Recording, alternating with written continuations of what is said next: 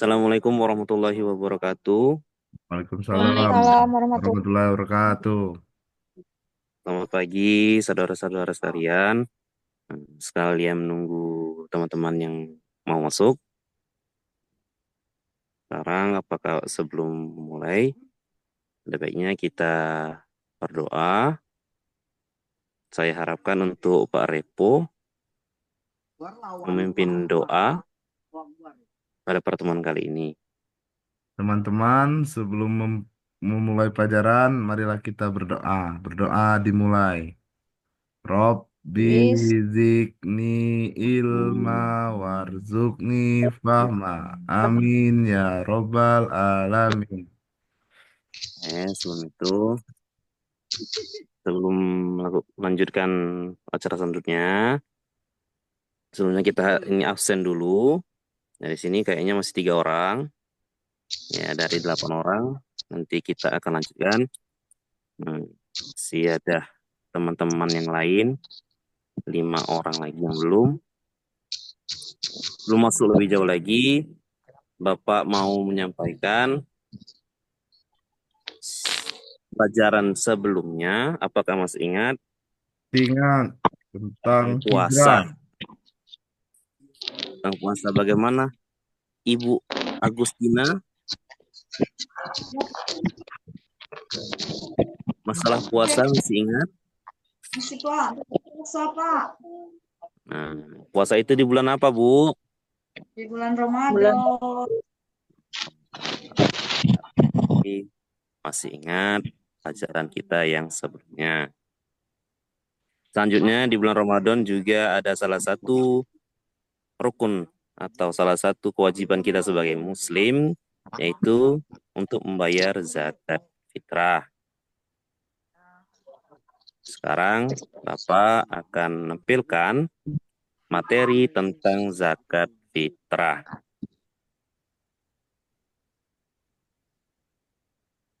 Bentar.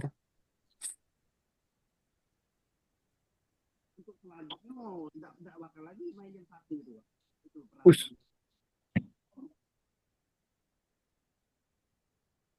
Ya, kita sudah bisa dilihat semua. Siapa? Pak. Ini adalah materi kita tentang zakat fitrah. Sebelum masuk, Bapak mau tanya di sini untuk saudara-saudara sekalian, apakah sudah pernah membayar zakat fitrah? Udah. Sudah pernah. Di mana biasanya membayar zakat fitrahnya? Di masjid. Masjid. Di masjid. Ada yang lain? Itulah Pak. Di mana Di lagi? masjid lah. Oke.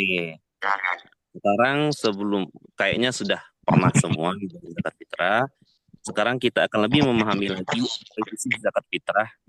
Nah, di slide pertama ini sudah diketahui. Kita akan memahami kewajiban dan manfaat tentang zakat fitrah. Sebagai seorang muslim, seharusnya kita dalam melaksanakan suatu kegiatan harus berdasarkan dalil-dalil sahih atau dalil-dalil yang valid, yaitu Al-Quran dan hadis. Pertama, kita akan masuk dalil pertama tentang dasar hukum zakat fitrah. Yaitu dasar hukumnya tentang zakat fitrah adalah Al-Quran surat At-Taubah ayat 103 dengan bunyi A'udzubillahi minasyaitonirrajim. Bismillahirrahmanirrahim. Usmin amwalihim sadaqatun tutahhiruhum wa tuzakkihim biha wa salli alaih inna salataka sakanullahu wallahu alimun hakim. Yang artinya, ambillah zakat dari harta mereka untuk mensucikan dan membersihkan mereka, dan doakanlah mereka, karena sesungguhnya doamu itu menjadi ketentraman bagi mereka. Ayat ini menjelaskan bahwasannya zakat fitrah bertujuan untuk mensucikan jiwa dan harta. Selanjutnya dari dasar Al-Quran kita turunkan ke hadis Rasulullah SAW. Diriwayatkan oleh Ibnu Abbas radhiyallahu anhu, Rasulullah bersabda, mewajibkan zakat fitrah untuk mensucikan diri orang yang berpuasa dari perkataan yang sia-sia, kotor, serta untuk memberi makan kepada orang-orang miskin. Barang siapa yang menunaikannya sebelum sholat Id, maka ia adalah zakat yang diterima. Dan barang siapa yang menunaikannya sudah sholat Id, maka hanya sekedar sedekah. Selanjutnya, kita akan isi bahan zakat fitrah dan besaran zakat fitrah itu sendiri. Di sini Bapak akan merumuskan atau memberikan hadis Rasulullah dari Ibnu Umar radhiyallahu anhuma yang artinya Rasulullah mewajibkan zakat fitrah untuk laki-laki dan wanita, orang yang merdeka ataupun budak, berupa 1 sak kurma atau 1 sak gandum. Nah, di sini laah mentah-mentah di situ hadisnya ya. Bagi seorang muslim kita juga harus menelisik apakah harus kurma atau harus gandum.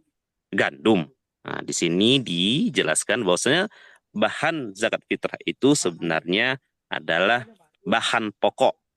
Nah, bahan zakat fitrah itu adalah yang disunahkan adalah bahan makanan pokok yang dimakan oleh kita atau dimakan oleh para wajib zakat. Nah, misalnya Repo makan apa, Po? Makan jagung, Pak.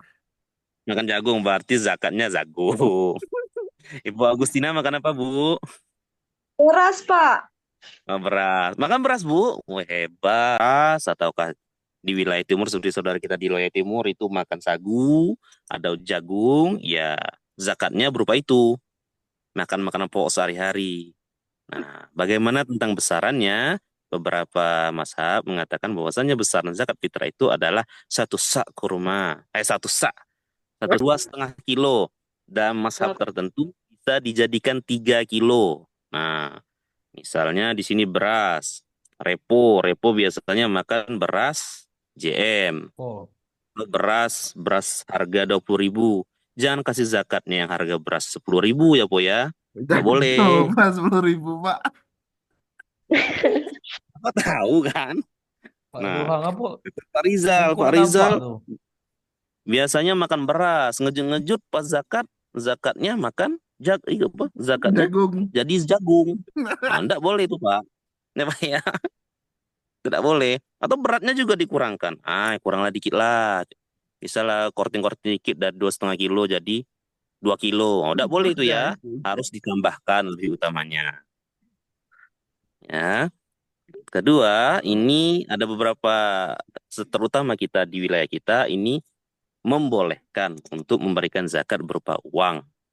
Nah, Duit cara boleh, Pak? perhitungannya, duit. Nah, cara perhitungannya adalah dengan berapa harga 2,5 atau 3 kilo beras tersebut. Kalau di sini beras ya. Nah, tapi ini jangan sampai dirutinkan. Nah, karena sesuai sunnah bahwasanya zakat itu adalah makanan pokok kita sehari-hari. Jadi setelah kita tahu apa yang dizakatkan, berapa zakatnya, besarannya, sekarang kita siapa sih yang harus membayar zakat sesuai dengan firman Allah di surat At-Taubah ayat 103 tadi, bahwasannya ambillah zakat dari mereka. Mereka itu siapa? Diterangkan oleh hadis Rasulullah bahwasannya orang muslim, baik itu laki-laki atau perempuan, orang yang merdeka ataupun budak, baik itu anak kecil ataupun orang dewasa. Yang diterangkan lagi, yang memiliki bahan makanan hingga akhir bulan Ramadan, atau mereka yang masih hidup. Nah, dan memiliki makanan sampai akhir bulan Ramadan tiba, maka mereka wajib membayar zakat fitrah tersebut. Bagaimana cara membayarnya? Sesuai dengan hadis tadi di awal tadi, bahwasannya zakat fitrah dibayarkan sebelum sholat Id. Apabila dia dibayarkan sebelum sholat Id, maka terhitung sebagai zakat fitrah. Dan apabila dia dibayarkan sesudah sholat Id, maka dia tidak terhitung sebagai zakat fitrah, tapi hanya sebagai sedekah biasa. Selanjutnya, setelah kita mengetahui siapa saja yang berhak atau wajib memberikan zakat, sekarang kita akan membahas tentang siapa saja yang berhak untuk menerimanya. Di dalam Al-Quran surat At-Taubah ayat 60, Bapak akan bacakan. A'udzubillahi minasyaitonirrajim. Bismillahirrahmanirrahim. Innama sadaqatu lil fuqara'i wal masakhini wal 'amilina 'alaiha wal mu'alafati qulubukum wa fir riqabi wal gharimina wa fi sabilillahi wa ibnis sabil waridatan minallah wallahu alimun hakim. Sesungguhnya zakat itu hanyalah untuk orang-orang fakir, miskin, amilin, yang dilunakkan hatinya Amil, atau Pak. mu'alaf, Amil tuh, Pak. amil zakat, yang dilunakkan hatinya atau mu'alaf, atau untuk orang yang memerdekakan hamba saya atau hamba saya yang memerdeka, dan untuk orang-orang yang sedang terlilit hutang, dan orang-orang yang ada di jalan Allah, dan orang-orang yang sedang dalam perjalanan, sebagai kewajiban dari Allah. Allah Maha Mengetahui dan Maha Bijaksana. Taubah ayat 60. Nah, di sini Bapak akan terangkan sedikit apa saja orang-orang yang 8 golongan tadi, atau kita kenal dengan mustahik zakat. 8 itu adalah pertama fakir. Fakir ini adalah orang-orang yang tidak memiliki beras sama sekali atau tidak memiliki makanan sama sekali untuk kehidupannya sehari-hari. Nah, orang miskin adalah orang yang hari itu ada makanannya, tapi tidak cukup untuk dia dan keluarganya. Nah, amilin. Amilin ada amil atau amil Amil, adalah Pak. admin atau orang-orang yang mengurusi zakat. Orang yang menerima zakat dan orang-orang yang menyalurkan zakat. Mereka ini biasanya Lalu, dibentuk oleh khalifah atau pemimpin-pemimpin di suatu daerah. Yang sebelumnya mereka tidak mengakui Allah dan akhirnya mereka bersyahadat kepada Allah atau mempercayai Allah. Dan mereka itu berhak walaupun dia kaya. Itu sebenarnya kategorinya dia ditebus atau dijual sama tuannya. Bu, yang di sudut siapa Bu? Yang diam aja Bu? Repi. Revita. Bu Revita. Nah, Bu Revita Ngendar, sedang Repi. memiliki niat untuk membangun sekolah atau untuk membangun masjid. Nah, di tengah Berarti jalan sekolah kamu itu terkendala bisa Pak ya? biaya dan Sekolah akhirnya swasta. beliau berhutang. Nah, orang-orang yang seperti inilah yang bisa menerima zakat fitrah tersebut. Yang terakhir, yang selanjutnya adalah orang-orang yang berjihad. Nah, jihad jangan disamakan sama perang aja. Pilihlah Rizal nih Pikir tuh banyak Pak. yang tanya, Rizal nih, orang-orang Pak. yang berjihad Suruh di keluar jalan dulu lah, Allah. Pak. Apa? Rizal nih banyak yang tanya udah nih, Pak. Nanti dulu ya. Nanti Bapak Kira jelaskan. ngantuk ini Pak Repo. Nah, Fisabilillah adalah orang-orang yang berperang atau menegakkan ajaran Allah. Ya, nggak berperang aja sih. Jangan sampai yang berperang aja, tapi bisa sekarang diartikan sebagai guru-guru yang mendidik anak-anak muridnya. Ya kan banyak guru-guru kita kan yang sedang kesusahan kan, nah, boleh dikasih itu. Nah, perjalanannya gimana? Bukan jalan-jalan wisata atau traveling ya, tapi berjalan di jalan Allah. Misalnya dia mau umroh, atau berapa mustahik zakat, atau orang-orang yang berhak menerima zakat. Sekarang kita akan masuk ke pentingnya menunaikan zakat. Pertama, membersihkan jiwa sesuai dengan Al-Quran Surat Taubah tadi. Kedua, membersihkan harta juga sesuai dengan Quran Surat Taubah tadi. Yang ketiga, menjalankan sunnah. Ya, karena ini salah satu sunnah Rasulullah yang harus kita laksanakan. Selanjutnya, yaitu cara menyalurkan zakat, sudah tahu tadi kan. Pertama, lewat amil, boleh. Langsung, boleh. Tidak apa-apa, langsung. Simpulan atau penutupnya, zakat fitrah itu wajib. Sesuai dengan perintah Allah di surat Quran At-Taubah tadi. Manfaatnya, banyak manfaatnya ya. Rukun Membangun Islam ya, Pak. buah tadi. Di rukun Islam ada juga. Dan ya rukun Islam, benar. Betul Pak Repo. Benar, sangat benar. Di rukun Islam. Wah, Masya Allah Pak Repo. Nah, manfaatnya banyak ya. Satu hikmahnya, mengandung hikmah mendalam dan mengerjakan kita tentang kepedulian, kebersamaan, dan kepatuhan terhadap Allah Subhanahu wa Ta'ala. Sampai sini saja. Selanjutnya, Bapak akan memberikan tugas kepada rekan-rekan sekalian Nah, ini kan cuma 4 orang ini. Nah, kita beri zakat 1 aja. Nah, yaitu tugasnya adalah Bapak Ibu atau saudara-saudara sekalian, tolong ceritakan pengalaman membayar zakat Bapak Ibu secara singkat. Nah, coba kita mulai Pak Rebo dulu Pak. Gimana Pak temuannya Pak Temuan ketika membayar saya zakat? saat membayar zakat, yang pertama Nah, kejadian di masjid, saya melihat orang rame, Pak. ya benar, boy, Masya Allah Pak. Ini enggak jarang pula Pak ya, main zakat sepi Pak ya. Luar biasa. Sekarang Itu Ibu kita Agustin semua. gimana Bu Agustin? Apa Baiklah ada? Pak, yang saya temukan pada saat membayar zakat itu Pak, yang jelas orang membayarnya pakai duit. Oh, pakai duit. No. Dan Jarang pakai beras, Bu? Beras ada juga Pak, tapi yang Ada lebih juga. banyaknya ke Oh, pakai duit, Bu ya. Duit apa, Bu? Nah, Bu, ada temuannya, Bu, yang aneh-aneh, Bu, ketika bayar zakat, Bu? Kalau di daerah kami tidak, Pak. Oh, tidak. Ada yang aneh, Bu ya? daerah mana itu? Ya, tapi banyak menggunakan beras.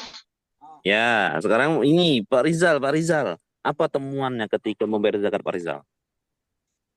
Kalau ditemukan orang bayar banyak. Oh ya, alhamdulillah Ya, berarti. ini Ekonomi keliru. bagus berarti.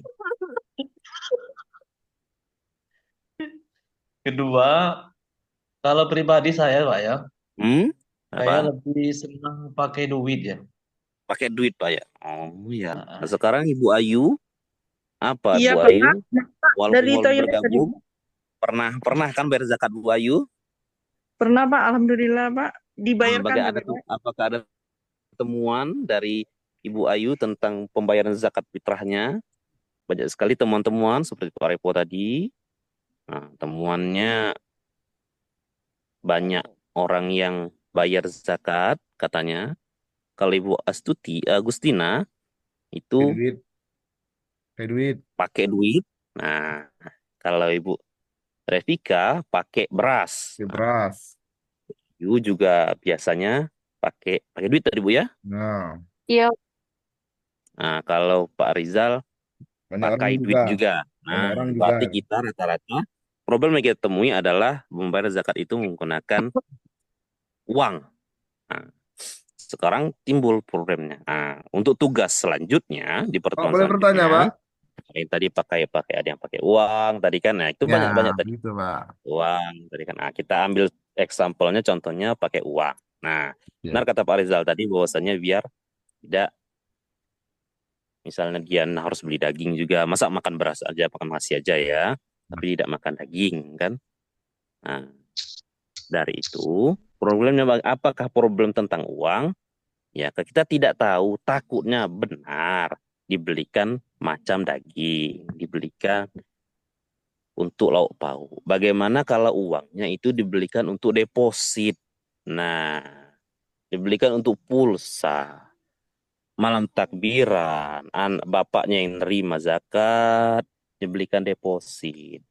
Akhirnya ke judol. Kita kan nggak tahu uangnya kan, karena kita sudah ngasih. Kan susah jadinya kan. Kalau dia beras, mau jual beras malam takbiran susah. Di mana orang mau jual beli malam takbiran beli beras Oke, Pak. kan? Kalau uang takutnya seperti takutnya, itu kan takutnya. Itu salah takut, satu Pak problem. Guru. Solusinya ya kita kembali ke dasarnya aja. Kita pakai beras saja.